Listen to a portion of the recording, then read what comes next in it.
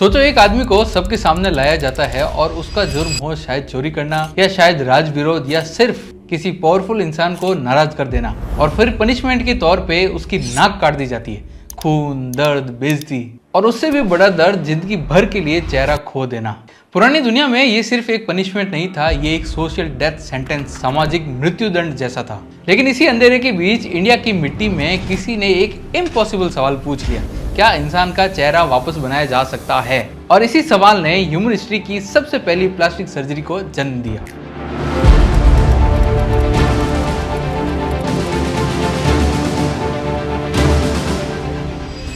आज हम जब बात करते हैं कि उसका अपेंडिक्स का ऑपरेशन हुआ या किसी का कैटरेक्ट रिमूव कर दिया गया या किसी का हार्ट ऑपरेशन हुआ, इन सर्जरीज को बहुत ही नॉर्मल बात माना जाता है। पर क्या आपको पता है कि पुरानी दुनिया में ह्यूमन बॉडी को कट करना पाप माना जाता था? इजिप्ट, ग्रीस, चाइना, हर जगह हीलिंग थी, लेकिन सिस्टमेटिक सर्जरी बहुत ही रेयर थी। और बीमारी को या तो देवताओं का श्राप या कर्मों का फल या कोई इनविजिबल पावर समझा जाता था।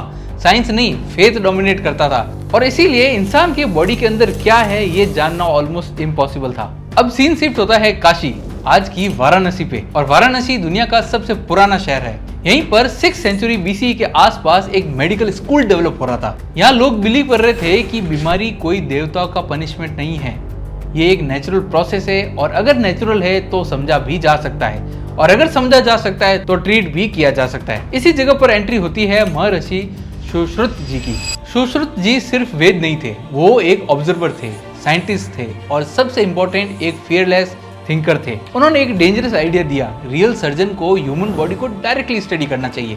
पर उस जमाने में इसका मतलब क्या था? मतलब था डेड बॉडीज का डाइसेक्शन करना। सोचो वो टाइम जब दुनिया के ज्यादा हिस्सों में ये सोचना भी पाप था, और उसी टाइम इंडिया में स्टूडेंट्स को एनाटॉमी सिखाई जा रही थी। ये मोमेंट साइंस की हिस्ट्री का सबसे रिवोल्यूशनरी मोमेंट था। और महर्षि सुश्रुत जी ने सिर्फ नोट्स नहीं लिखे, उन्होंने सुश्रुत संहिता नाम की बुक भी लिखी, एक डिटेल्ड मेडिकल एनसाइक्लोपीडिया, जिसमें उन्होंने 100 से ज्यादा सर्जिकल इंस्ट्रूमेंट, 100 से ज्यादा प्रोसीजर्स, फ्रैक्चर, घाव, जल जाना, इनका इलाज, चाइल्ड बर्थ की टेक्निक्स, इवन कॉस्मेटिक रिकंस्ट्रक्शन, ये सब उस बुक में डिटेल में लिखा हुआ था। सोचो जब यूरोप में सिस्टमेटिक सर्जरी स्टार्ट भी नहीं हुई थी, उसी टाइम इंडिया में टेक्स्ट बुक ऑलरेडी थी। अब वापस चलते हैं उस आदमी की तरफ जिसकी नाक काट दी गई थी। पुराने इंडिया में ये कॉमन पनिशमेंट था। और फिर सुश्रुत जी ने किया ह्यूमन हिस्ट्री का एक इम्पॉसिबल काम, नई नाक बनाई। और क्या टेक्निक यूज की? फोरहेड से स्किन फ्लैप लेकर नोज को रिकंस्ट्रक्ट करना। और शॉकिंगली ये मेथड आज भी मॉडर्न रिकंस्ट्रक्टिव सर्जरी का बेस है। इसका मतलब प्लास्टिक सर्जरी का जन्म मॉडर्न यूरोप में नहीं, एंशिएंट इंडिया में हुआ था। और सुश्रुत जी ने भी कोई रैंडम बॉडी कटिंग चालू नहीं की थी, उन्होंने स्ट्रिक्ट ट्रेनिंग सिस्टम भी बनाया था। स्टूडेंट्स पहले प्रैक्टिस करते थे, जैसे खीरे पर इंसिशन करना हो गया, लेदर बैग्स पर स्टिचिंग करना हो गया, वुड मॉडल पर ड्रिलिंग करना हो गया, क्योंकि रियल पेशेंट को टच करने से पहले परफेक्ट कंट्रोल सीखना जरूरी था। ये बिल्कुल मॉडर्न सिमुलेशन ट्रेनिंग जैसा था। और ऑथेंटिसिटी के लिए मैंने मेरे सोर्सेज लिंक्स स्क्रीन पे भी शेयर किए हैं और डिस्क्रिप्शन में भी ऐड किए हैं। इमेजिन करिए रात का टाइम है, ना इलेक्ट्रिसिटी होती थी, ना मॉडर्न एनेस्थेसिया, और ना ही कोई स्टील ऑपरेशन टेबल, सिर्फ मिट्टी का फ्लोर, तेल के दिए की हल्की सी रोशनी, और बीच में लेटा हुआ एक पेशेंट की सांसें तेज है, आंखों में साफ दिख रहा है, और उसके पास खड़े हैं सुश्रुत जी और उनके स्टूडेंट्स। और ये दुनिया का सबसे पहला ऑपरेशन है। आज यहाँ कुछ ऐसा होने वाला है जो दुनिया के मेडिकल हिस्ट्री को हमेशा के लिए बदल देगा। एक रियल सर्जरी, वो भी बिना किसी मॉडर्न साइंस के। ये था उस टाइम का ऑपरेशन थिएटर। और ये सब सिर्फ कोई थ्योरी नहीं है, सुश्रुत संहिता में रियल सर्जिकल प्रोसेस का डिटेल डिस्क्रिप्शन मिलता है। जैसे कैटरेक्ट सर्जरी हो गई, ब्लैडर स्टोन रिमूवल हो गया, फ्रैक्चर का ट्रीटमेंट हो गया, और वुंड स्टिचिंग टेक्निक्स, इसके जैसी कई और चीजों का भी उस बुक में डिटेल डिस्क्रिप्शन है। सोचिए जब दुनिया के कई हिस्सों में बेसिक एनाटॉमी भी समझ नहीं आई थी और इंडिया में आई सर्जरी हो रही थी, और ये बिल्कुल भी कोई छोटी बात नहीं थी। अब आता है सबसे बड़ा सवाल, बिना एनेस्थेसिया के सर्जरी पॉसिबल हुई कैसे? एंशिएंट इंडियन टेक्स्ट बताते हैं कि पेशेंट को herbal sedatives, wine based intoxicants और पेन रिड्यूसिंग प्लांट्स का एक्सट्रैक्ट दिया जाता था। यानी प्रिमिटिव ही सही, लेकिन पेन मैनेजमेंट सिस्टम तो एग्जिस्ट करता था। साइंस की बिगिनिंग थी। मॉडर्न सर्जरी को हम टूल से एसोसिएट करते हैं, जैसे कैल्पल्स हो गया, फोर्सेप्स, नीडल्स, लेकिन शॉकिंगली सुश्रुत संहिता में 100 से ज्यादा सर्जिकल इंस्ट्रूमेंट्स डिस्क्राइब किए गए हैं, और इनमें से कई इंस्ट्रूमेंट्स मॉडर्न टूल से मिलते जुलते हैं। इसका मतलब ये कोई रैंडम हीलिंग नहीं थी, ये इंजीनियर्ड सर्जिकल सिस्टम था। सुश्रुत जी के लिए सर्जरी सिर्फ स्किल नहीं थी, ये बहुत बड़ी रिस्पॉन्सिबिलिटी थी। इसीलिए उन्होंने क्लियर रूल्स भी बनाए थे। जैसे अगर कोई केयरलेस सर्जन है तो उसे प्रैक्टिस एलो ही नहीं करते थे। रियल ऑपरेशन करने से पहले स्टडी हैंड्स का होना कंपलसरी था, मेंटल फोकस भी बहुत जरूरी था, और सबसे इंपॉर्टेंट, जो स्टूडेंट दया नहीं समझता वो सर्जरी के लायक ही नहीं था।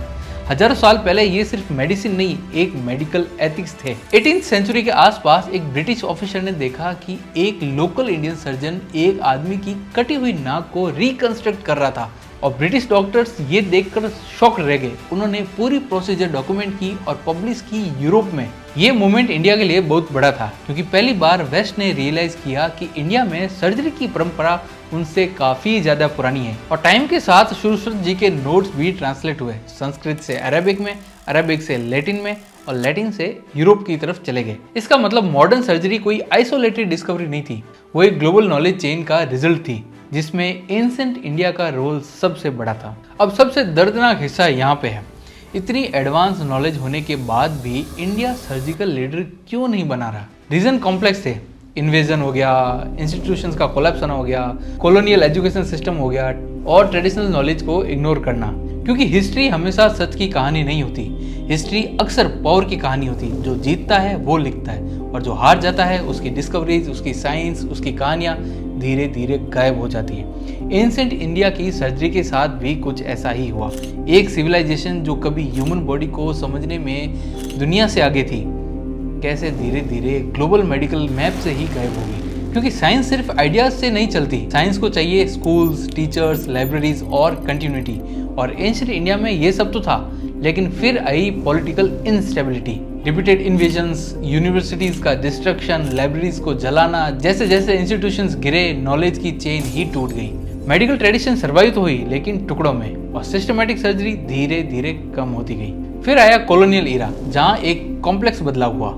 एजुकेशन सिस्टम को रीडिजाइन किया गया, और वेस्टर्न साइंस को मॉडर्न लेबल मिला। ट्रेडिशनल नॉलेज को प्राचीन बोला गया। इसका मतलब ये नहीं कि वेस्टर्न साइंस गलत थी, बिल्कुल नहीं, लेकिन प्रॉब्लम ये थी कि एंशिएंट इंडिया के कंट्रीब्यूशन को इग्नोर कर दिया गया। इसलिए दुनिया को लगा कि सर्जरी की कहानी ग्रीस, यूरोप या रेनेसांस से स्टार्ट हुई, जबकि हिस्टोरिकल एविडेंस कुछ और ही कहते हैं। आज 21st सेंचुरी में जब रोबोटिक सर्जरी हो रही है, एआई डायग्नोसिस कर रहा है, 3D प्रिंटेड ऑर्गन्स बन रहे हैं, क्या सुश्रुता जी आज भी रिलेवेंट है? और सरप्राइजिंगली आंसर है हाँ, क्योंकि उन्होंने 3 टाइमलेस प्रिंसिपल्स दिए। Number 1 observation before belief, number 2 training before practice, and number 3 compassion before surgery.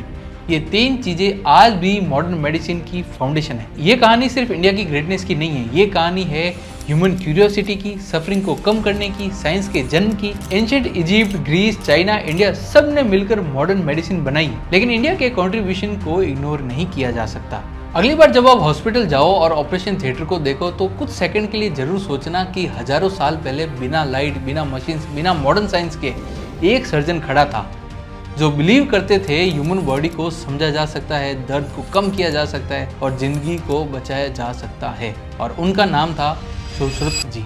और शायद हर सक्सेसफुल सर्जरी के साथ उनकी कहानी आज भी जिंदा है। और आप सभी से एक रिक्वेस्ट है कि मैं एक न्यू क्रिएटर हूँ, आपके सपोर्ट की मुझे बहुत ज़्यादा ज़रूरत है, एंड आई होप मेरे इस वीडियो से आप सभी को कुछ ना कुछ सीखने को ज़रूर मिला होगा। अगर ये वीडियो अच्छा लगा तो प्लीज़ वीडियो को लाइक करिएगा, चैनल को सब्सक्राइब करिएगा, और अपने डॉक्टर फ्रेंड के साथ वीडियो को शेयर जरूर करिएगा। Thank you for watching and supporting me, and see you soon in the next video.